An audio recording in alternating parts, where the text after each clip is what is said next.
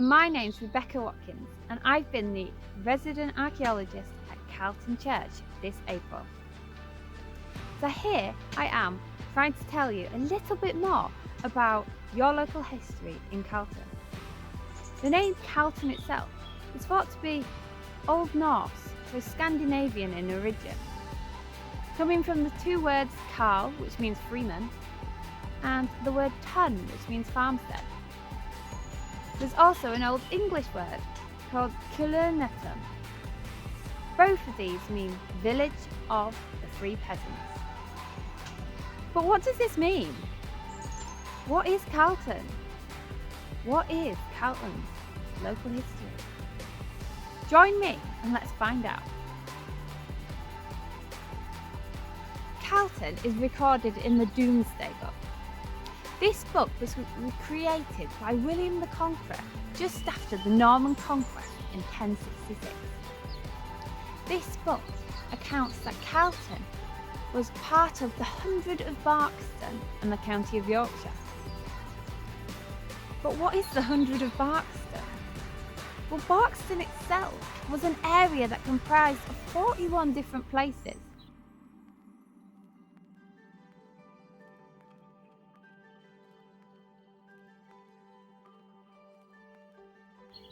Well, if you're a bit like me, you'll realise that 41 is not 100. So why was it part of the 100 of Barkston?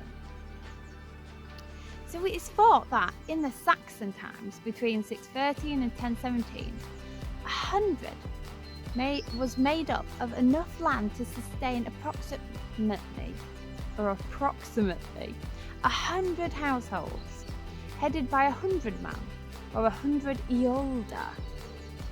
However, others believe that it referred to a group of 100 hides being units of land required to support one peasant family. Whatever it referred to 100 of either households or land, and was part of the government and taxation system all the way up until the 19th century. Anyway, Carlton was recorded in the Domesday Book, and it was known to be the land of Ulfkill. Well, Ulfkill was a Saxon lord. And he was a Saxon lord that wasn't very happy. Pre the Norman conquest, Ulfkill had 132 places. That is a lot of places, that is a lot of land to own. However, after the Normans invaded, he only had 50. The land itself of Carlton only became Ulfkill's in 1086. Before that, it belonged to Wigcar. Wigcar was another Saxon lord. However, he fared even worse with the Norman conquest, losing all of his 15 places which he was ownership of. Carlton itself was made up of 12 households, 7 villagers and 5 smallholders. The villagers were referred to as Villani, Sochmani and Francihomines, which are posh words, but referred to people that had small-scale amounts of land, owning probably about 30 acres of land and 2 oxen for ploughing. The 5 smallholders, these would have been Badari and Katari, and they would have owned about 5 acres of land, and if they were lucky, might have even got a share on the villagers' plough team. So I think that fits pretty nicely the Domesday record. There's no servants recorded on the Domesday Book, and it fits very well to the name Carlton, the village of the free peasants. So what happened to Carlton after 1066? Well, we know that the Saxon lords were thrown from their estate lands and new Norman lords took their place. For Carlton, it is recorded that in 1086 there was a Yorkshire manor in the area, owned by Robert de Bruce. By 1301, there was a house on the site, and this was owned by the Stapleton family, who inherited the estate. The Stapleton family became heirs to the barony of Beaumont by marriage in 1476, and held that barony for 300 years.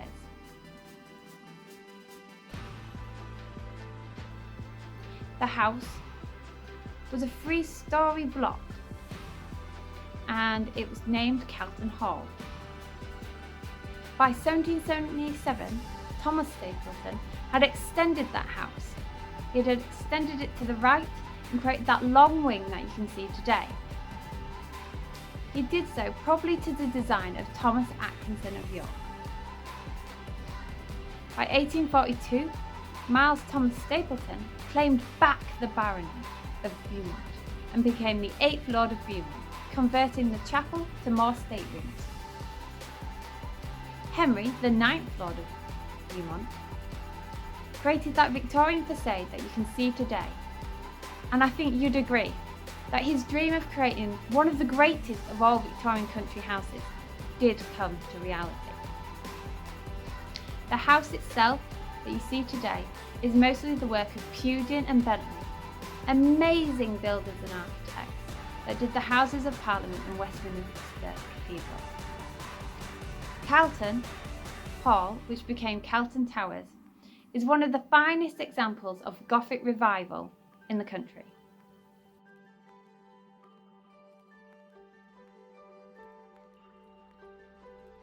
Looking more into Carlton's history, we now focus on the 2 churches named St Mary in the village.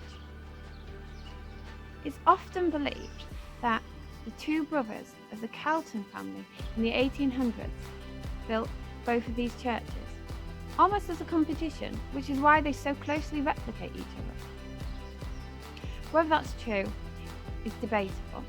However, what we know is that both churches were built in around 1861-1862, and their history is both very confusing and overlapping.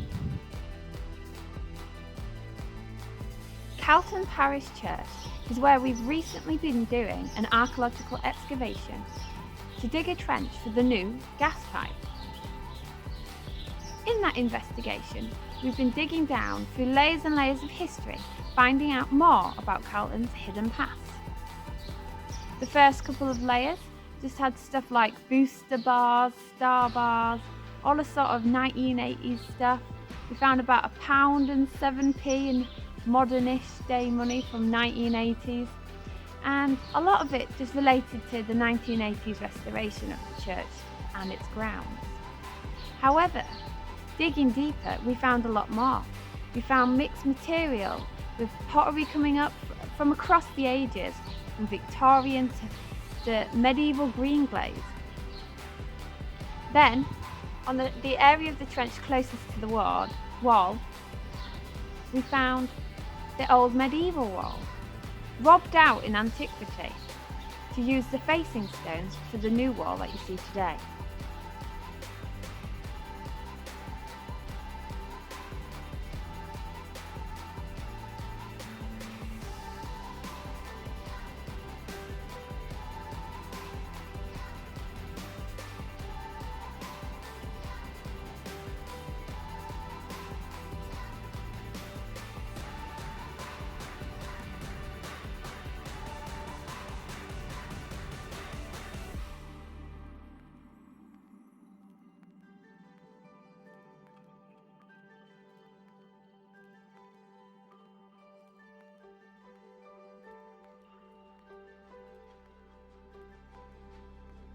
However, the most interesting and kind of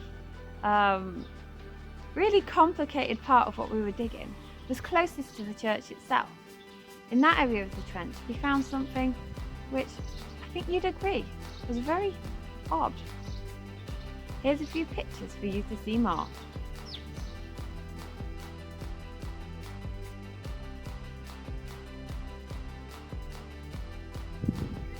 What we found was a very odd shaped, sort of vaulted brick feature.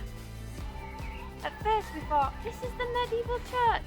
We found the medieval foundations and the medieval buttress that came down, which you can see on old drawings of the church that was on this side before. However, when we looked at it a bit more closely, we found out that it wasn't quite what we seemed, or what we thought.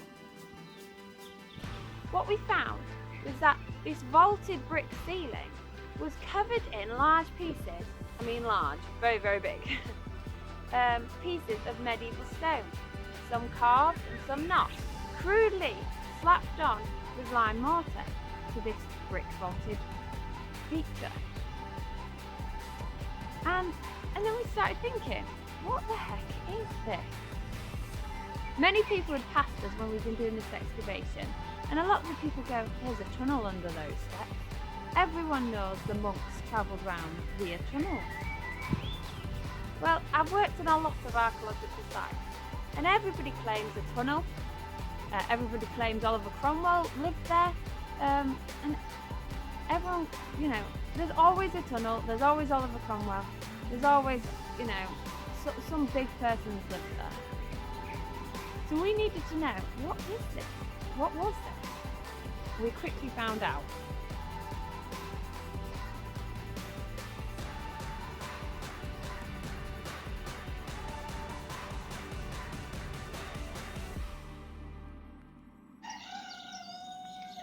So what we found out was that as you go down the church steps into the boiler house, there is a short doorway at the back. There, on crawling through, we found out that there was another building beyond that, and that was the coal house. Very interested, brick vaulted and cemented down on top with lime mortar and these very crude pieces of reused stone from the medieval church prior.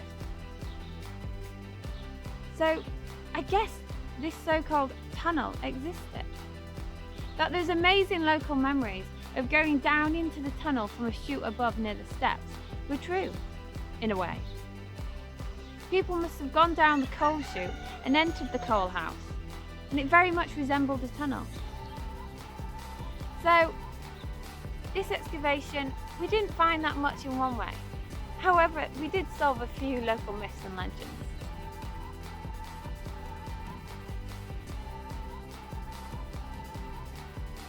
So why am I telling you all about your local history? Well, I've got a challenge for you guys. What we need is a time capsule. A time capsule representing 2021. Whenever anybody digs a trench today, we leave little reminders to say, us in 2021, or in the year that we've been doing it, have dug the trench, to not confuse archaeologists in the future, and to also leave a little bit of a memento for them to find. So we're asking you to bring in little, little items, write a few letters and put them in jars. For your school, or you as an individual, to leave a little bit behind that we can finish the trench, fill it back up again, and put your time capsule in. And remember, your history matters. And why not join us to become history yourself and leave a little bit behind for people.